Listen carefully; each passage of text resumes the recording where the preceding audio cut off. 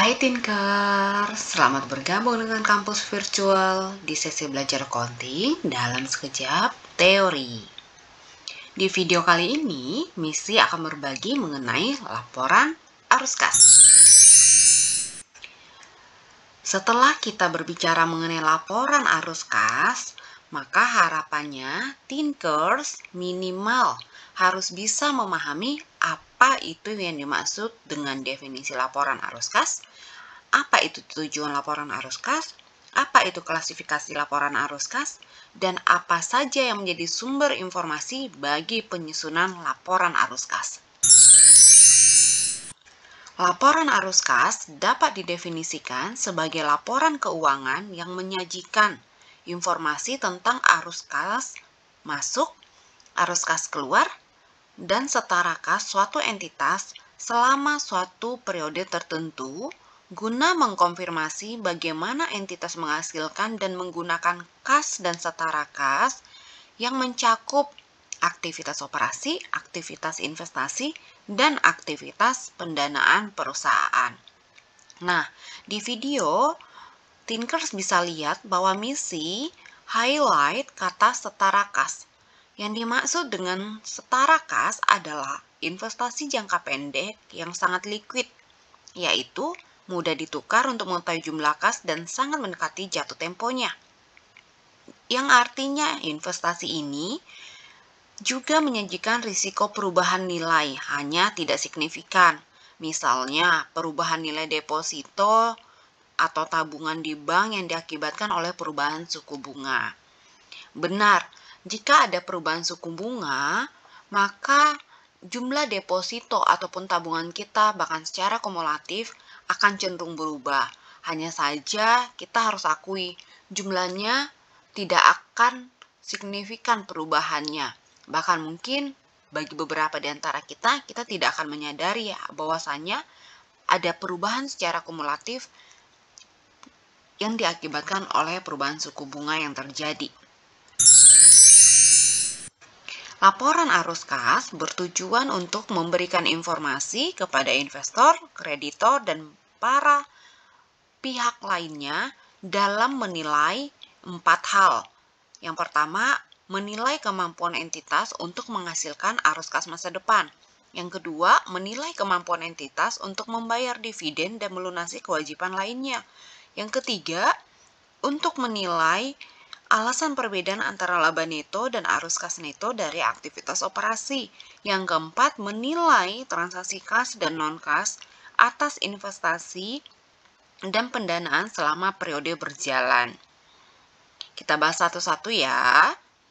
Kemampuan entitas untuk menghasilkan arus kas masa depan sangat sesuai dengan tujuan utama dari pelaporan keuangan, yaitu memberikan informasi untuk memprediksi jumlah, waktu, dan ketidakpastian arus kas masa depan. Jadi, dengan adanya laporan arus kas, diharapkan lebih dapat mencerminkan kondisi perusahaan dibandingkan data akuntansi lainnya yang berbasis akrual. Menilai kemampuan entitas untuk membayar dividen dan melunasi kewajiban menekankan bahwa arus kas suatu bisnis tercermin pada laporan arus kas. Kas dan setara kas menjadi poin yang terpenting dalam kelangsungan bisnis. Hanya dengan adanya kas yang memadailah baru dapat melakukan pelunasan kewajiban, baik itu berupa pembayaran ke pihak internal seperti pembayaran upah karyawan maupun melunasi utang eksternal. Menilai alasan perbedaan antara laba neto dan arus kas neto dari aktivitas operasi menekankan bahwa laba neto menjadi cerminan kinerja perusahaan, sedangkan arus kas neto merupakan aktivitas operasi yang menjadi cerminan kehandalan jumlah laba. Menilai transaksi kas dan non-kas atas investasi dan pendanaan selama periode berjalan menekankan pada penyajian aktivitas investasi dan pendanaan perusahaan akan memungkinkan para pengguna laporan keuangan untuk dapat lebih memahami alasan kenaikan atau penurunan dari aset dan liabilitas selama satu periode. Laporan arus kas mengklasifikasikan penerimaan kas dan pembayaran kasnya sebagai 3, yaitu pertama sebagai aktivitas operasi, yang kedua sebagai aktivitas investasi, ketiga sebagai aktivitas pendanaan. Aktivitas operasi meliputi seluruh pengaruh kas dari transaksi yang masuk ke dalam penentuan laba neto, yaitu pos-pos pada laporan laba rugi.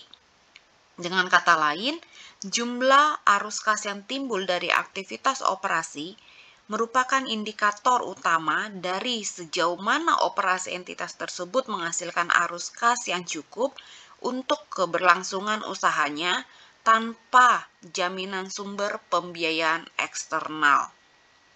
Aktivitas investasi meliputi aset tidak lancar dan termasuk membuat dan menagih pinjaman dan memperoleh dan melepaskan investasi dan aset berumur panjang yang produktif, atau keseluruhan arus kas yang dihasilkan dari perubahan pos investasi dan aset tidak lancar lainnya.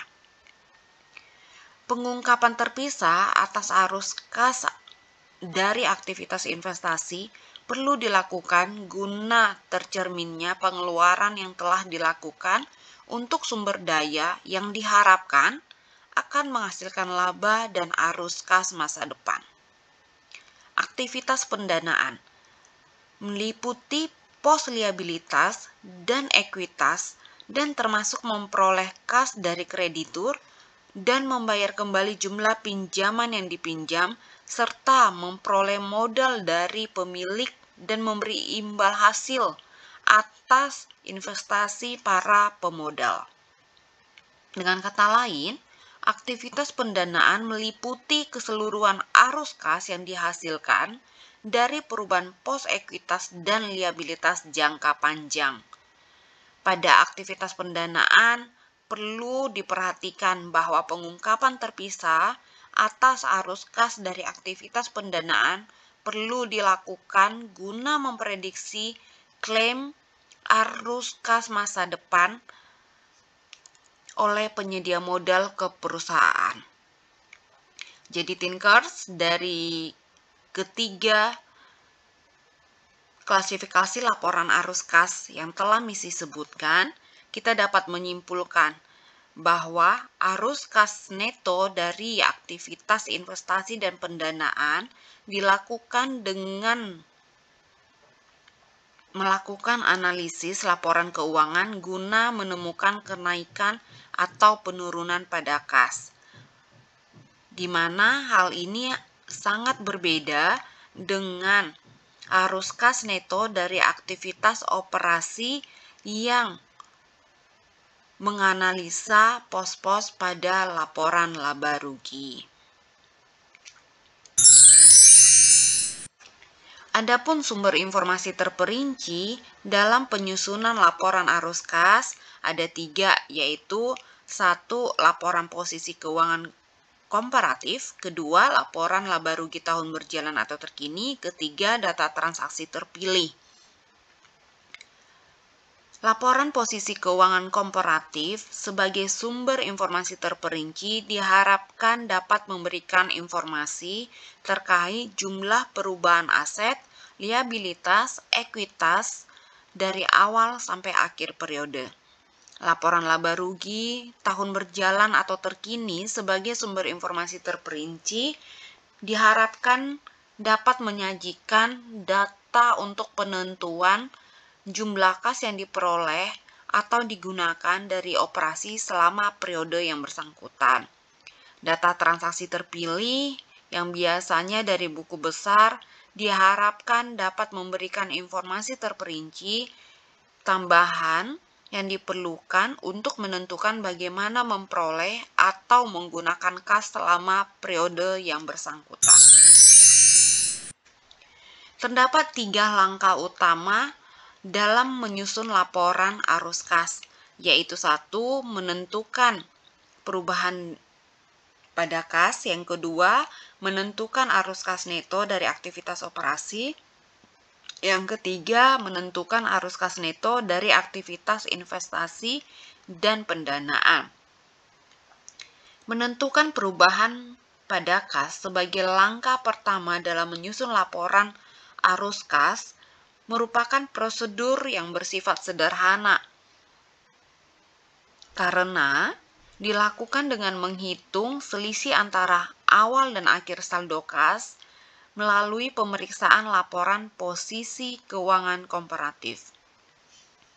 Menentukan arus kas neto dari aktivitas operasi sebagai langkah kedua menyusun laporan arus kas merupakan prosedur yang cenderung rumit karena memerlukan analisis yang tidak hanya melibatkan laporan laba rugi tahun berjalan, namun juga melibatkan laporan posisi keuangan komparatif serta beberapa data transaksi lainnya. Metode yang digunakan oleh perusahaan untuk mengubah laba neto menjadi arus kas neto dari aktivitas operasi adalah dengan metode langsung atau metode tidak langsung. Yang dimaksud dengan metode langsung atau direct method adalah metode laporan laba rugi yang melaporkan penerimaan kas dan pengeluaran kas dari aktivitas operasi. Dengan kata lain, kita juga bisa menyebut metode langsung ini sebagai metode laba neto berbasis kas. Metode tidak langsung atau indirect method merupakan metode rekonsiliasi yang dimulai dengan laba neto, lalu mengkonversi laba neto tersebut ke arus kas neto dari aktivitas operasi. Penyesuaian laba neto yang dilaporkan biasanya melibatkan akun-akun berupa piutang usaha, utang usaha, biaya dibayar di muka, dan beban penyusutan. Menentukan arus kas neto dari aktivitas investasi dan pendanaan sebagai langkah ketiga dalam penyusunan laporan arus kas merupakan prosedur yang memerlukan analisis semua perubahan lain dalam pos laporan posisi keuangan untuk menentukan pengaruhnya terhadap kas. Analisis perubahan ini biasanya mencakup akun-akun tanah, bangunan, akumulasi penyusutan, peralatan, dan bahkan utang serta saldo laba.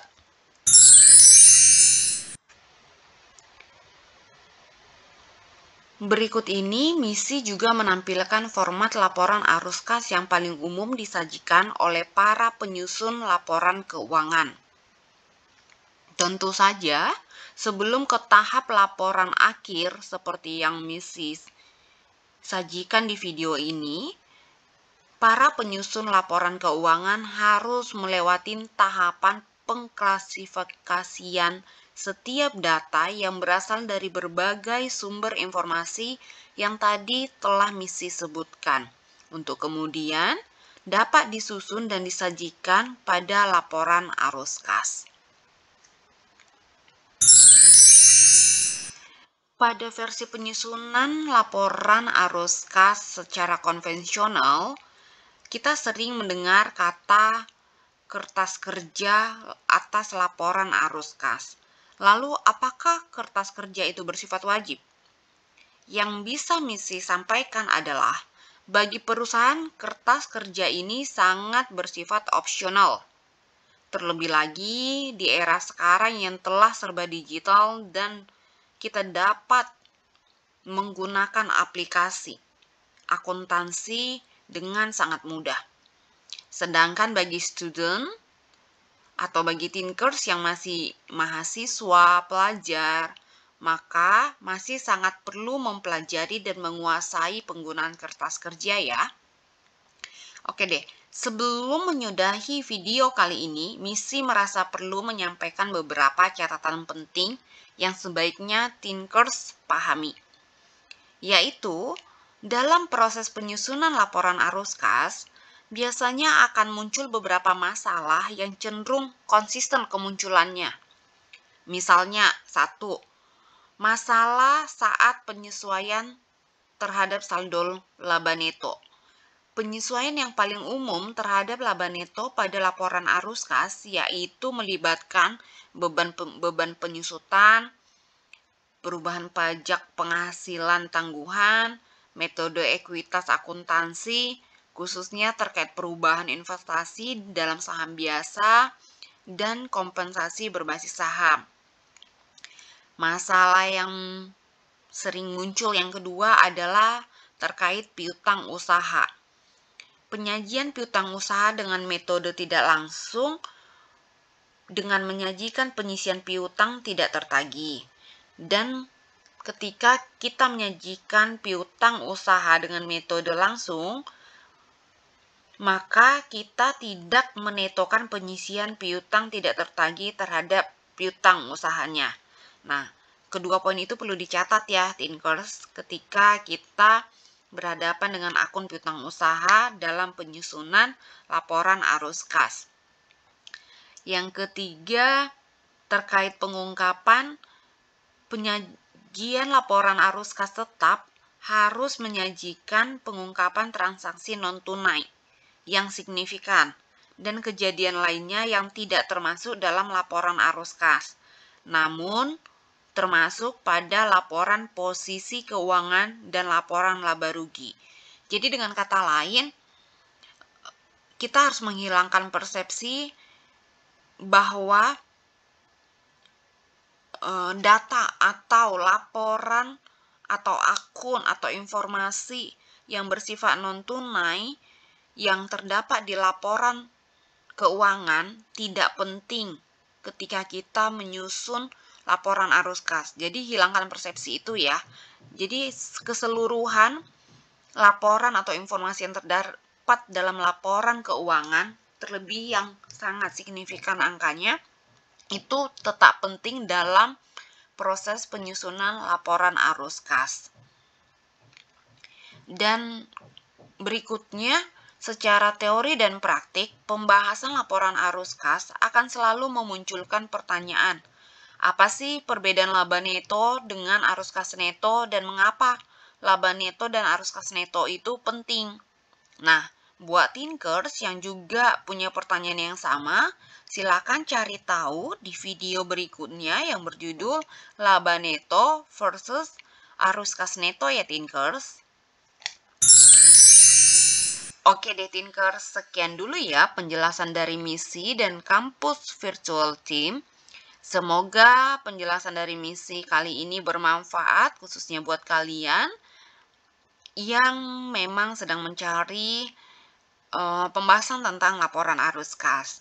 Dan sama seperti di video-video sebelumnya, misi dengan tidak bosan menyampaikan bahwasannya Tinkers juga boleh request topik pembahasan akuntansi atau manajemen lainnya. Melalui video bersama kampus virtual, misi akan usahakan berbagi topik yang sesuai dengan permintaan Tinkers ya. Oke deh Tinkers, see you soon Tinkers.